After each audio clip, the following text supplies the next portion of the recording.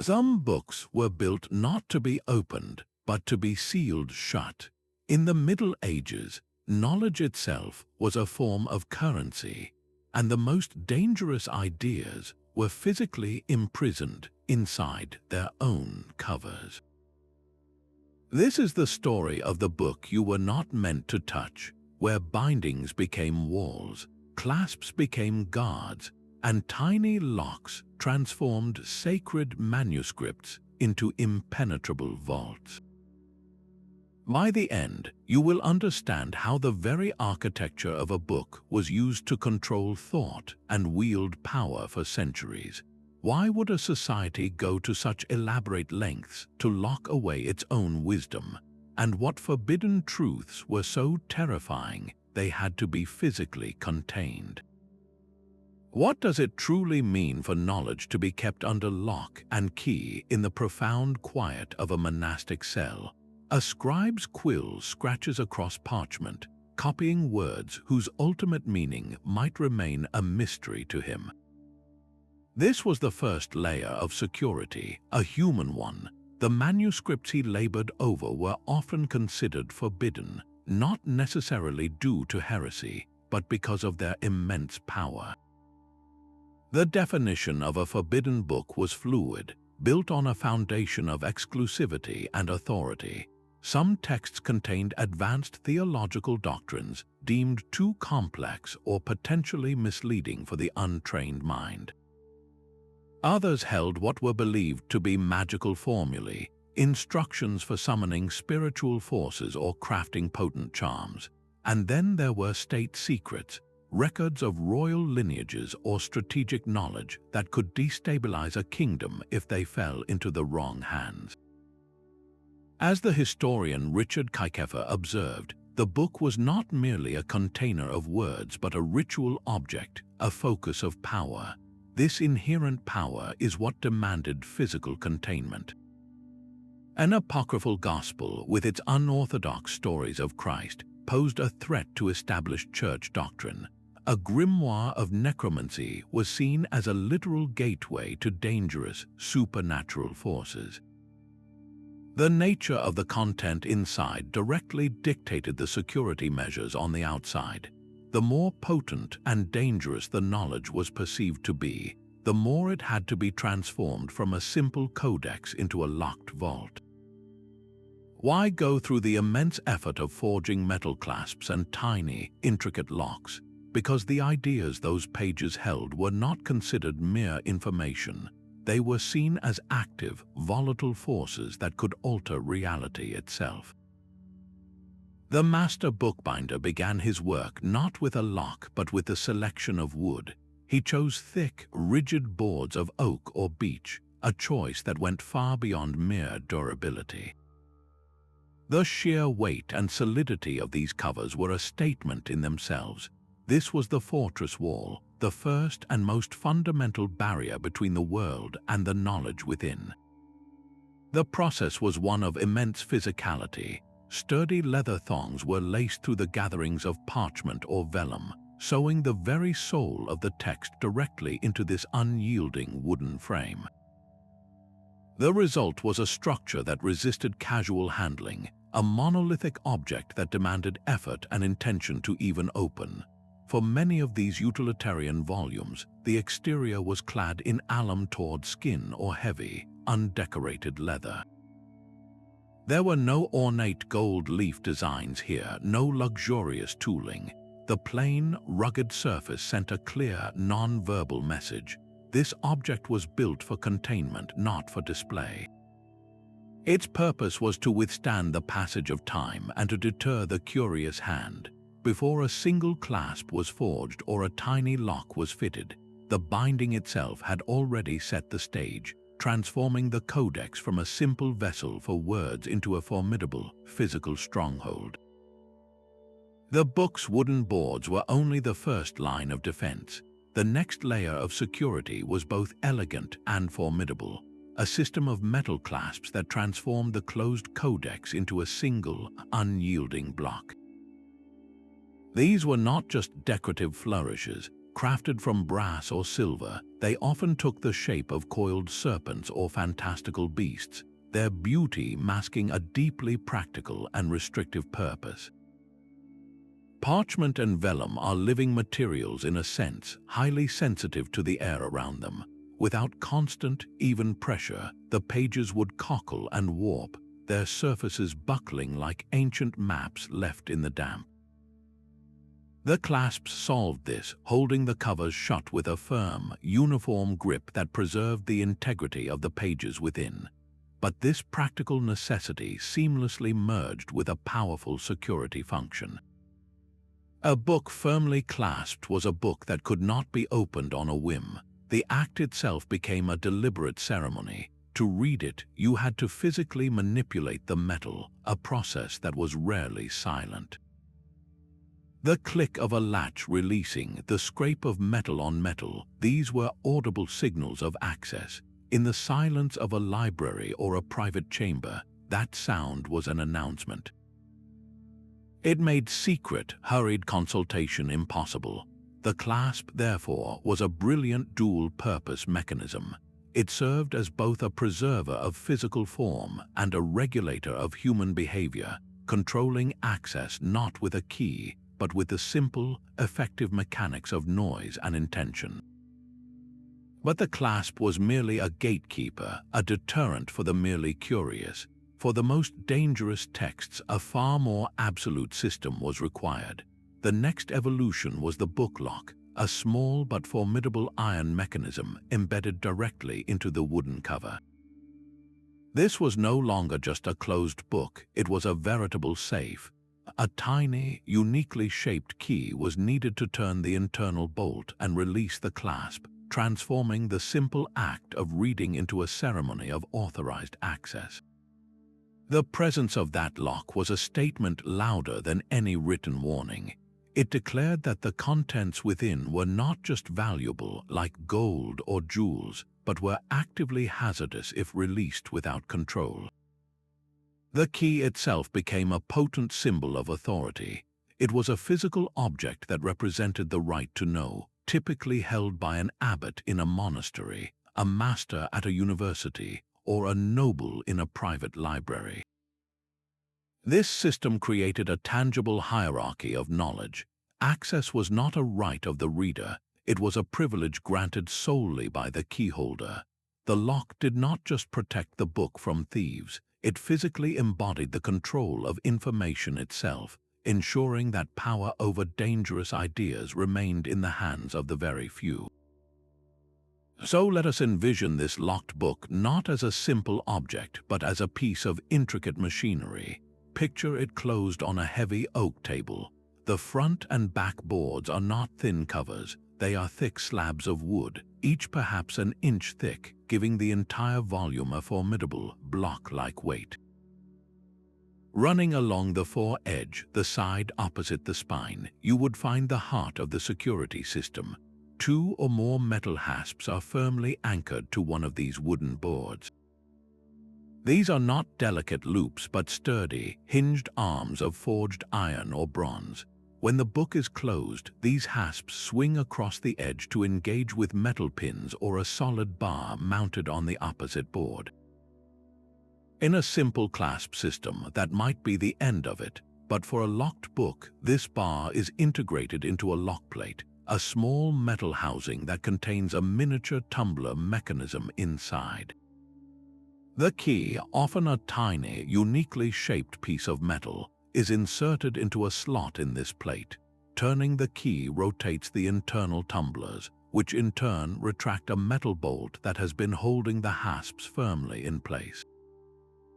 Only then can the hasps be swung back and the heavy wooden boards pried apart. The precision required for this was extraordinary. The artisans who built these mechanisms were often locksmiths who also crafted security for chests and doors, their skills adapted to a much smaller, more delicate scale. This cross-pollination of crafts is telling. It blurs the line between carpentry, metalwork, and a new form of intellectual guardianship.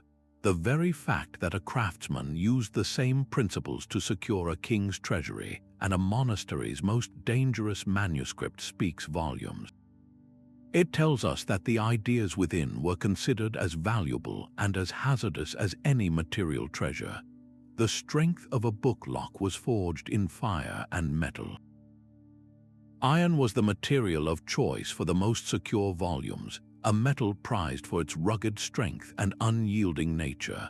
When a monastic librarian slid a heavy, iron-clad book onto a shelf, its very weight conveyed a message of permanence and impenetrability.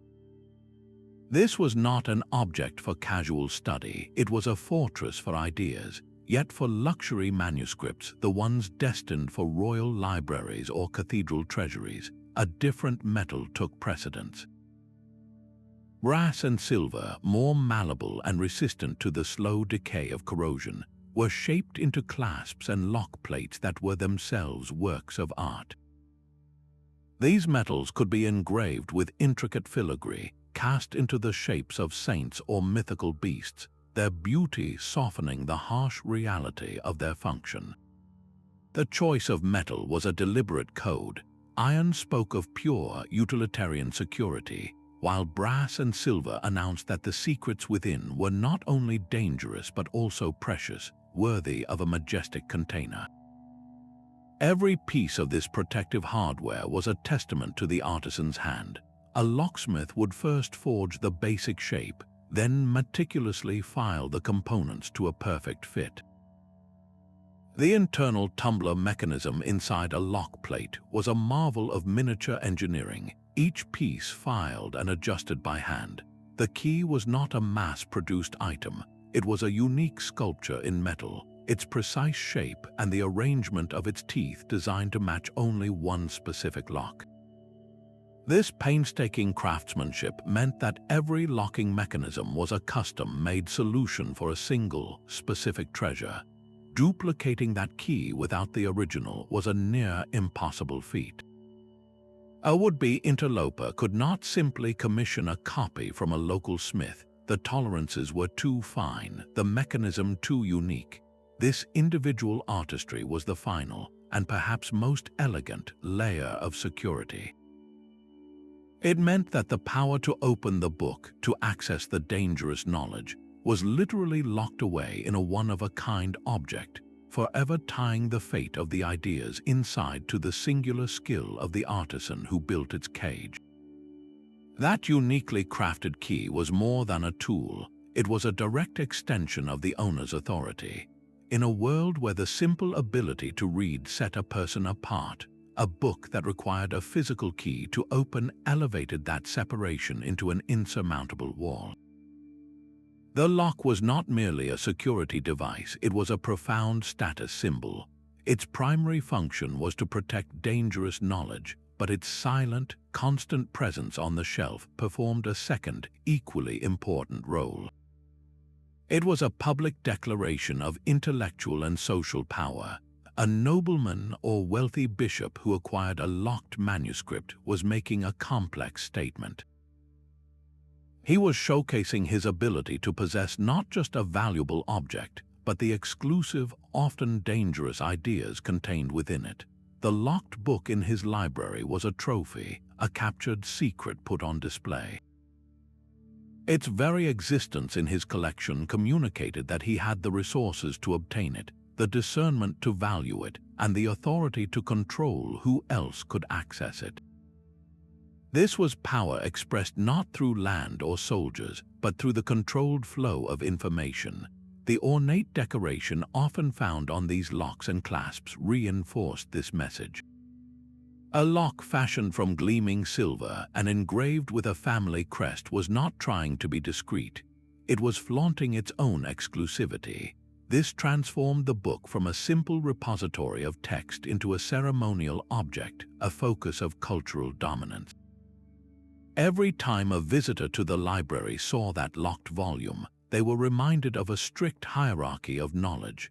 They were witnessing a physical manifestation of the gatekeeper, the custodian of truths deemed too potent for ordinary minds.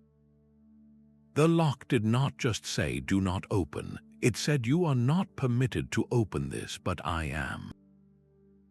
This symbolic power, the ability to possess and yet simultaneously deny, turned the secured manuscript into one of the most potent instruments of social control in the medieval world.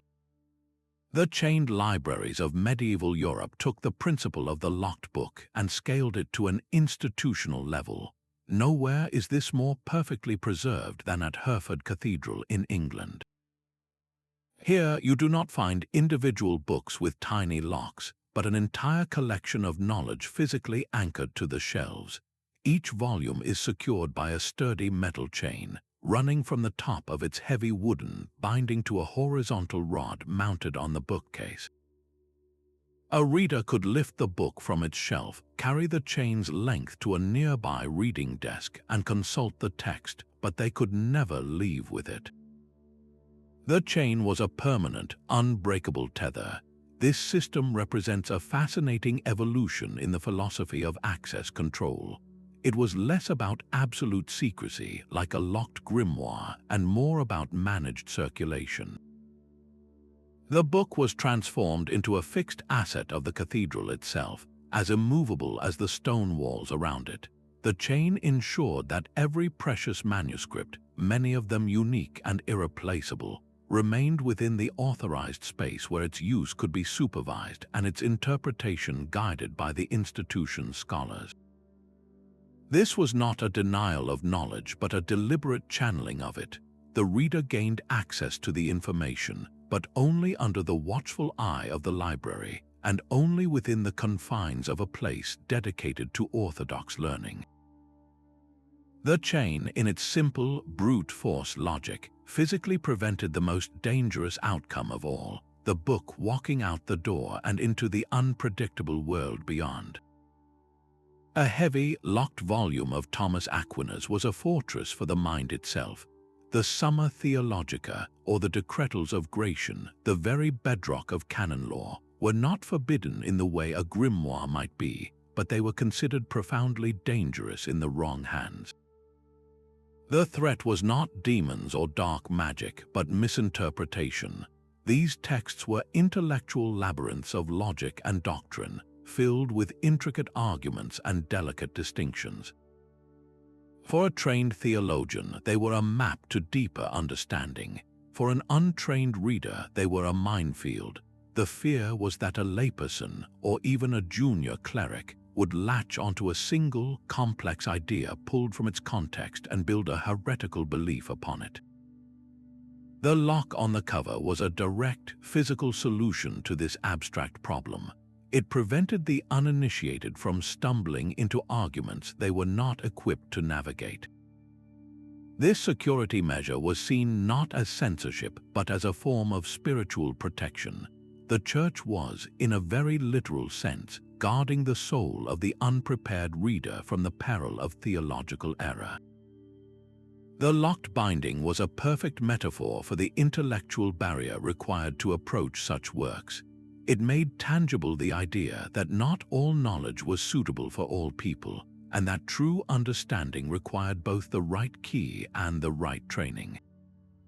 The lock said that the path to divine mystery was not open to casual wanderers, but only to those who had been properly guided to the gate. Yet for all their locks and chains, the most heavily guarded manuscripts were not always works of orthodox theology. The truly forbidden texts were the Libri Secretorum, the books of secrets. These were volumes filled with cryptic diagrams of celestial spheres, recipes for transforming base metals, and instructions believed to summon spirits. They existed in a perilous gray area, a shadowy realm where the emerging sciences of alchemy and astrology blurred into the illicit arts of necromancy. To possess such a book was to court danger, and to read from it was to risk everything. In this context, a sturdy iron lock served a far more complex purpose than simple access control. It was a layer of deniability. A nobleman or scholar could indulge his curiosity in these dangerous arts, pushing the boundaries of accepted knowledge, all while maintaining a veil of secrecy.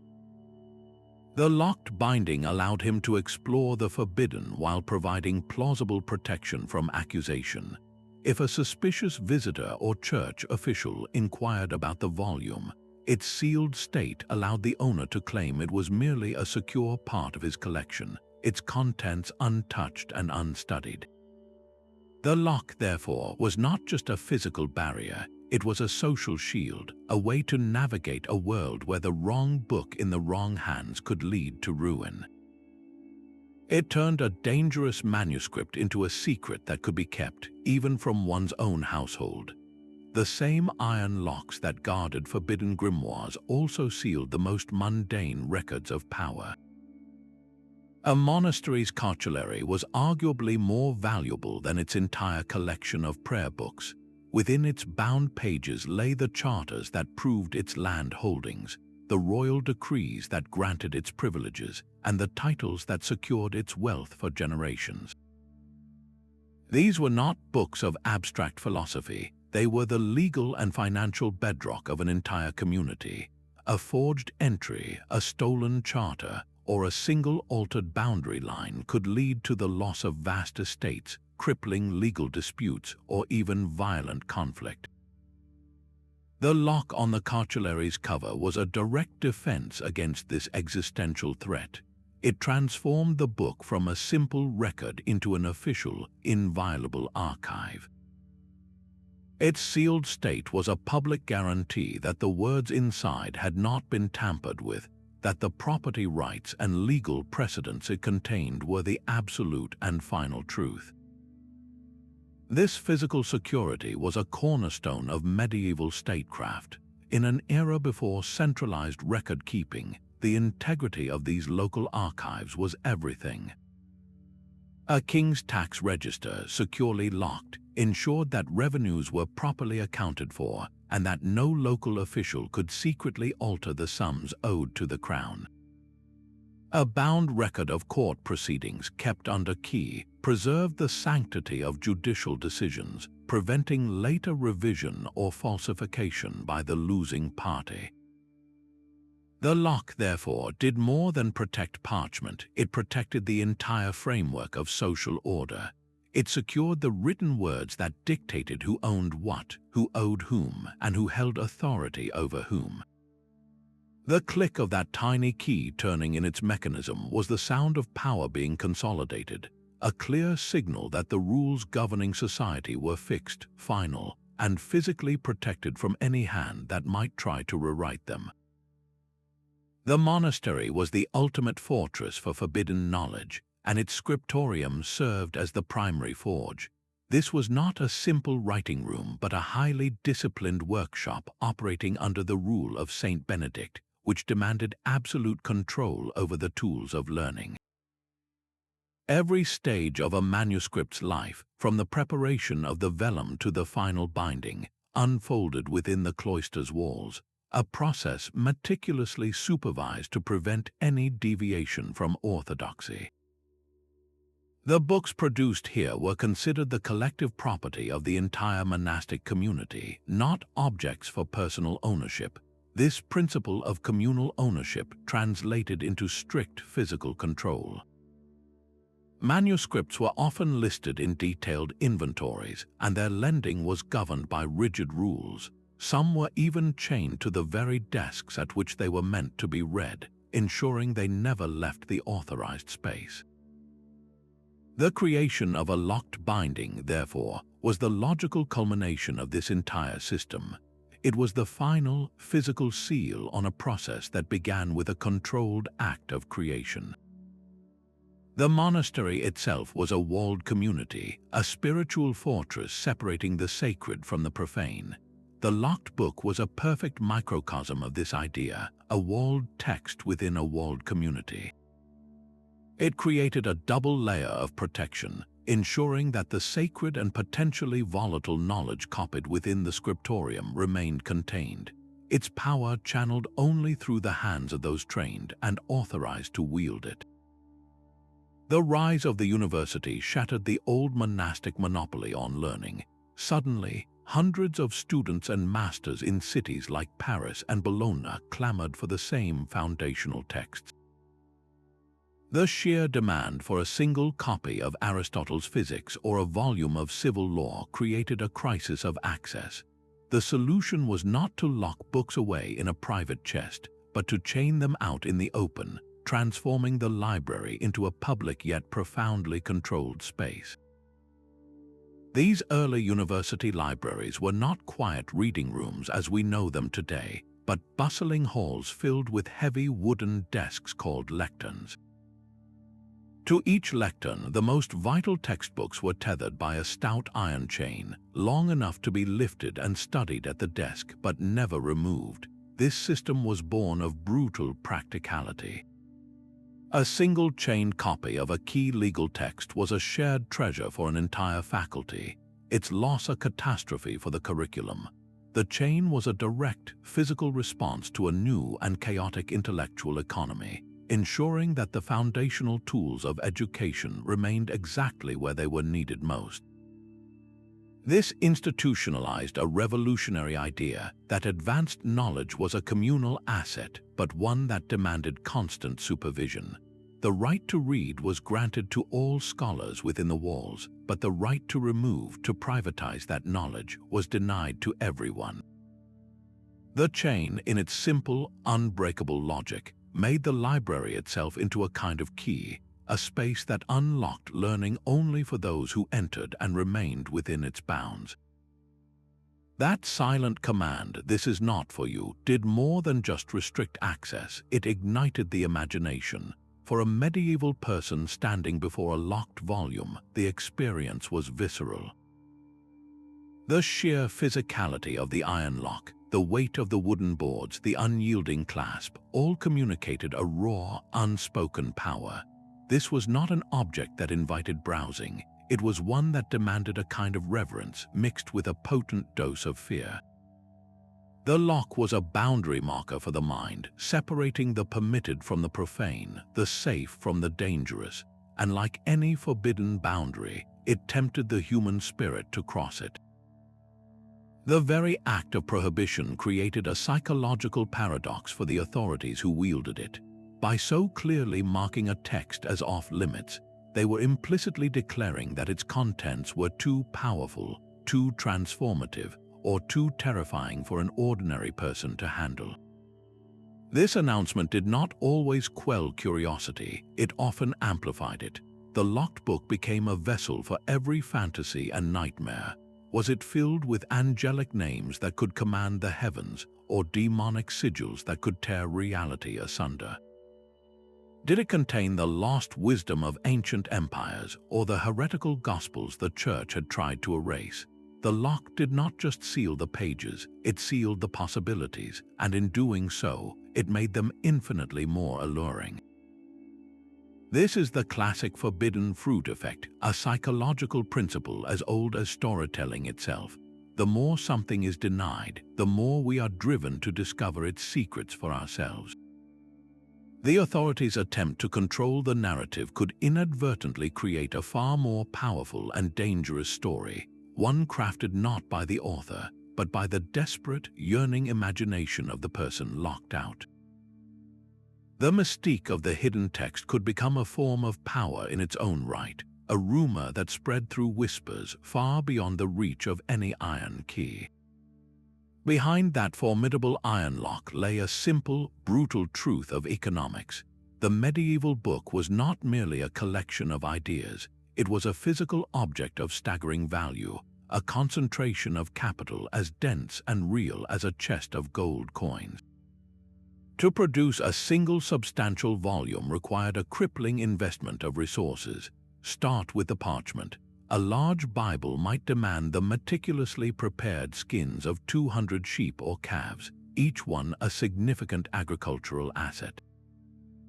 Then came the pigments. That radiant blue illuminating a capital letter was ground from lapis lazuli, a gemstone hauled over treacherous trade routes from the mines of Afghanistan.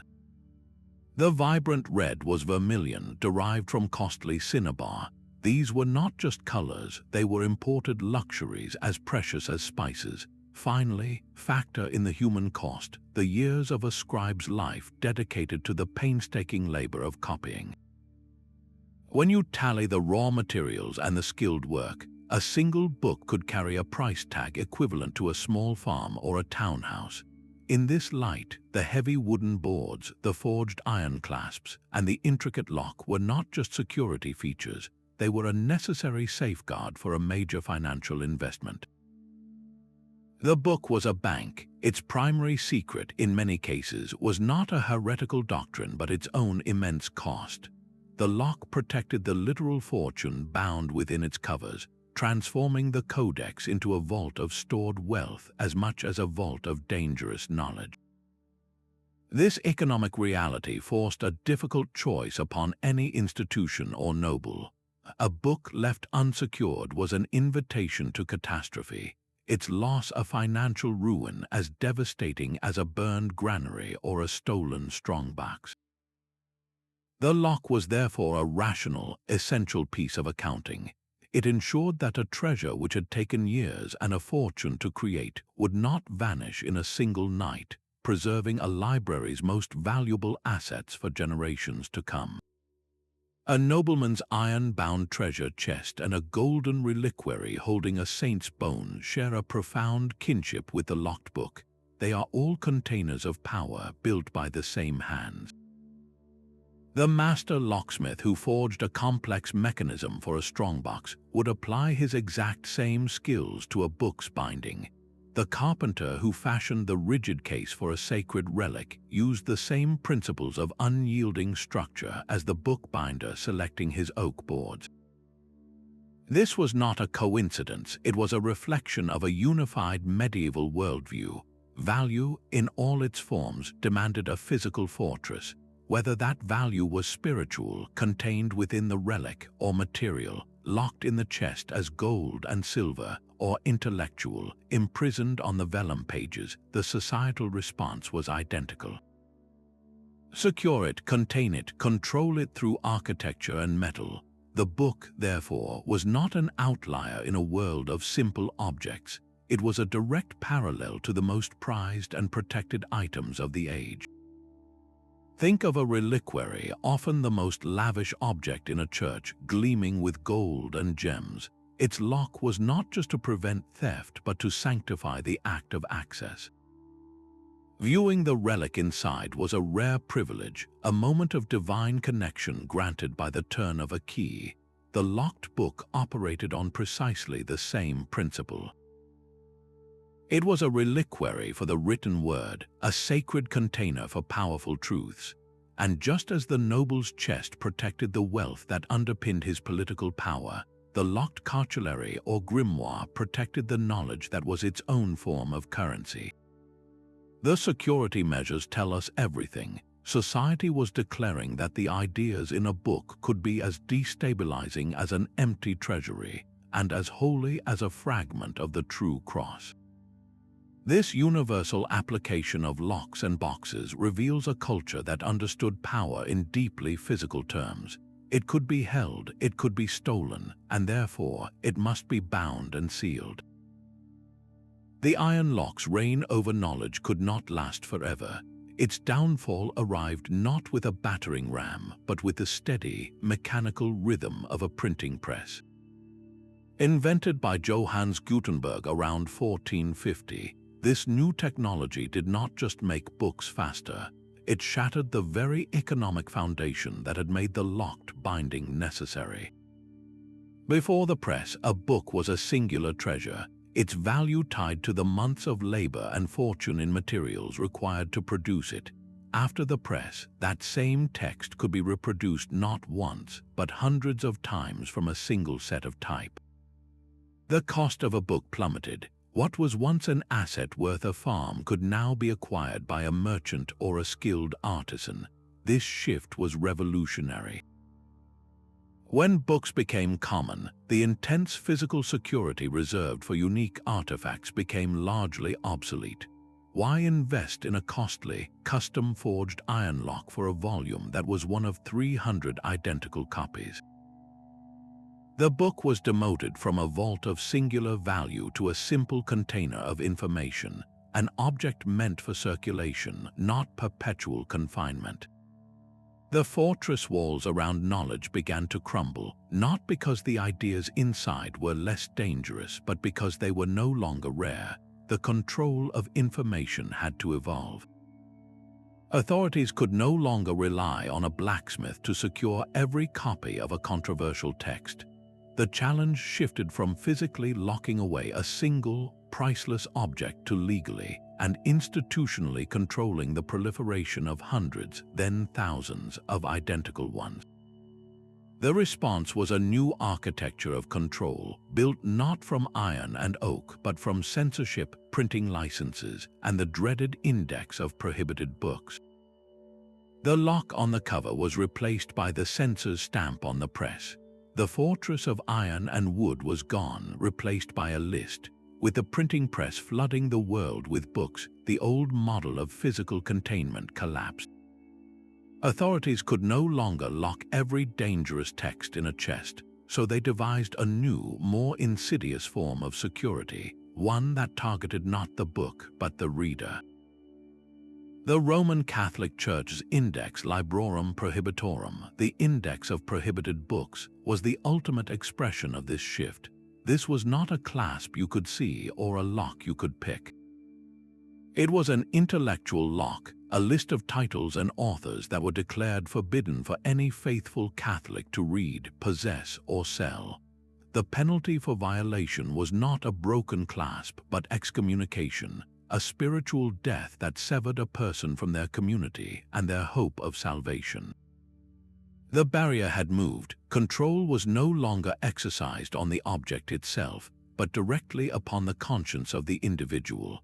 The power to open a book was no longer granted by a metal key held in an abbot's hand, but by a doctrinal decree issued from Rome. This transition marks one of the most pivotal moments in the history of ideas. The containment of dangerous knowledge passed from the workshop of the artisan and the blacksmith to the study of the theologian and the censor. It was a declaration that the battle for control would now be fought not over the physical integrity of a manuscript, but over the very thoughts in a person's mind. This fundamental conflict between the free circulation of ideas and the authority to restrict them did not end with the index. It simply changed its form, setting the stage for a struggle over knowledge that continues in our own digital age, where the locks are invisible and the keys are made of code. That same impulse to control a book with a clasp now lives inside the very code of your digital library. A modern ebook protected by digital rights management is a file you may have purchased, but you do not truly own it in the way you own a paperback. You cannot freely lend it to a friend, copy a passage to another device, or sometimes even read it if you switch to a different brand of tablet. DRM is the digital equivalent of the medieval clasp and lock, a technological barrier designed to control not just initial access, but every subsequent use. Where an iron clasp preserved the physical integrity of a priceless manuscript, DRM protects the economic model of the modern publisher. It prevents the infinite, cost-free copying that would otherwise devalue the creative work, transforming a potential bestseller into a worthless file shared across the globe in seconds. This is not a conspiracy. It is a direct and logical evolution of the same economic reality that drove a monastery to lock its cartulary. The asset has changed from a singular, handcrafted object to a mass-produced stream of data, but the underlying need to secure a financial investment remains absolutely constant. This parallel reveals a profound historical truth. The fundamental tension between the desire for open access to information and the rights of its creators or custodians is not a modern invention. It is a cycle that has repeated for centuries, merely adopting the latest technological guise. The medieval lock answered the question of how to protect a unique treasure. DRM answers the question of how to protect a reproducible one. Both systems create a hierarchy of access, where your ability to read is conditional on following rules set by a distant authority. whether that authority is a medieval abbot with a key or a multinational corporation with a software license. A rusted iron lock can seal a book for centuries, turning a medieval security measure into a modern conservator's nightmare. These specialists are not just preserving text, they are caretakers of complex historical objects, where the very mechanisms meant to protect the pages now threaten to destroy them. A clasp fused shut by corrosion exerts constant, uneven pressure on brittle parchment. A keyhole clogged with the grime of ages makes it impossible to see if the internal mechanism is still intact. Every intervention is a high-stakes puzzle. The conservator must decide whether to attempt to open the lock, a process that could break the delicate metal or tear the ancient leather, or to leave it sealed, preserving the artifact's exterior but forever hiding the secrets within. This is a profound ethical crossroads. Do you prioritize the book's physical integrity as a sealed historical artifact, or do you prioritize intellectual access to the information trapped inside? The choice is never simple. Repairing a broken clasp might seem like a restoration of the book's original function, but it could also erase the evidence of its long history, the very wear and tear that tells its story. Modern conservation is a dialogue with the past, a careful negotiation between preserving an object's story and unlocking its words, the same tension between access and control that defined the book's creation now defines its survival. That small, uniquely shaped key was far more than a simple tool. Crafted from iron or bronze, its bow, the part you hold, was often a miniature work of art. It might be shaped like a cross for a theological text or a fleur-de-lis for a royal manuscript. This was not just decoration, it was a signature. The key's precise, hand-filed teeth were designed to engage with one lock and one lock only, a perfect mechanical counterpart to the mechanism hidden inside the wooden cover. Its very design made duplication nearly impossible, ensuring that access remained exclusive. But its function was only the beginning of its power. In a monastery, the key to the most dangerous volumes was not kept on a common ring. It was held by the abbot as part of his official insignia, a physical emblem of his spiritual and intellectual authority over the community.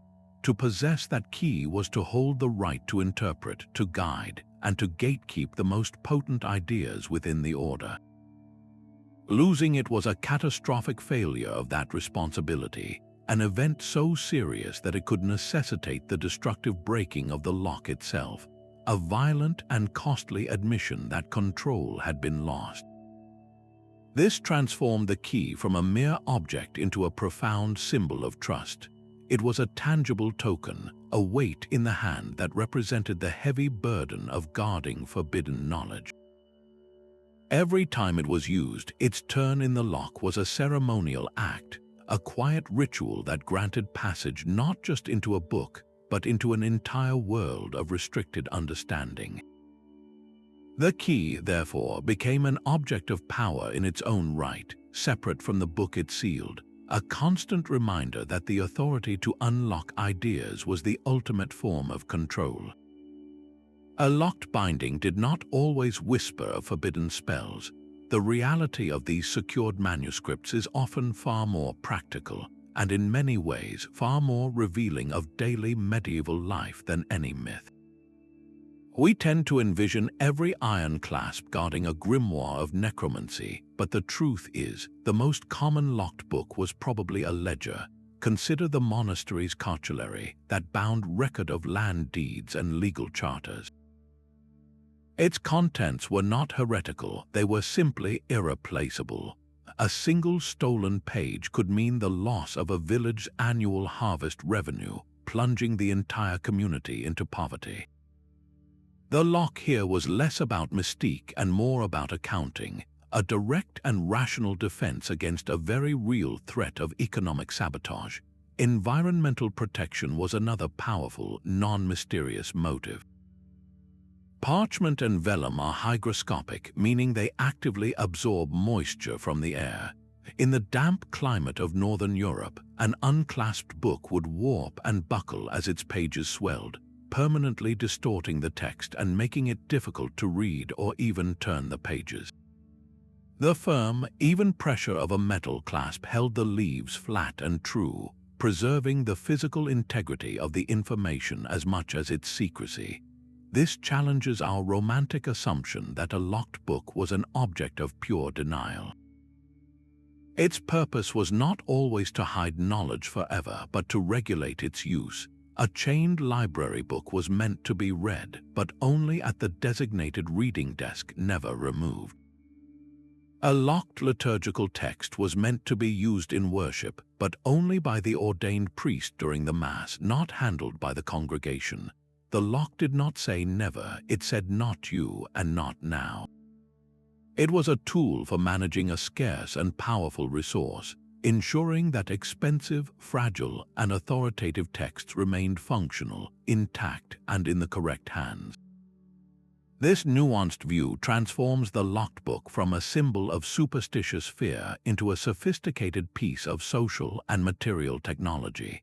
The archetype of the sealed book refuses to fade from our collective dreams. It has leapt from the monastery shelf into the very heart of our storytelling, a testament to its enduring grip on the human psyche. Think of the classic Faustian legend, where a scholar's ambition drives him to unlock a grimoire sealed with mystical signs, a direct echo of those iron-clad medieval volumes. The narrative is always the same, a warning about the cost of forbidden knowledge, yet the hero almost always reaches for the key. This trope thrives because it speaks to a universal curiosity, a primal urge to cross the line drawn by authority. In our own homes, the simple locked diary leverages the same powerful principle on a personal scale.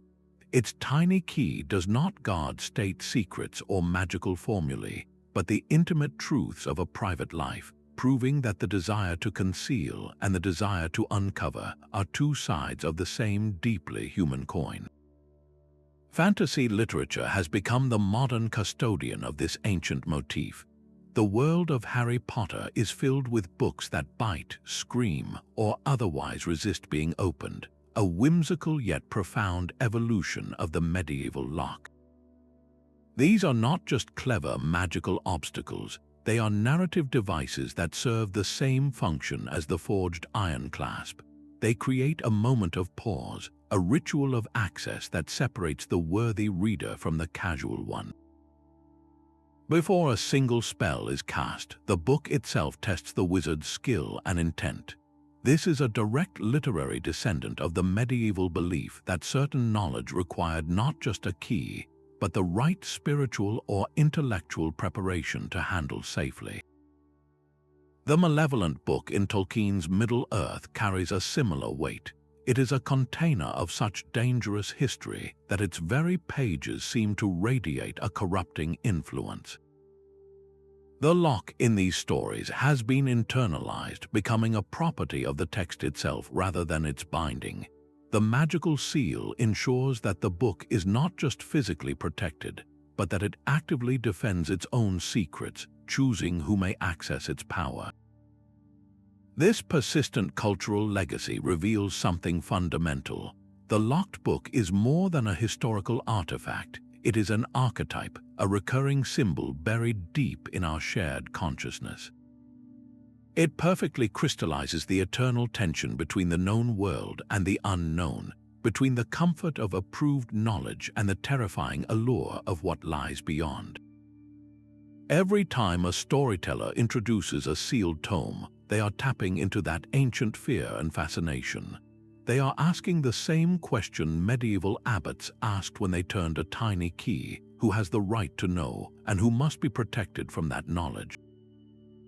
The image continues to resonate because the boundary it represents is never truly gone.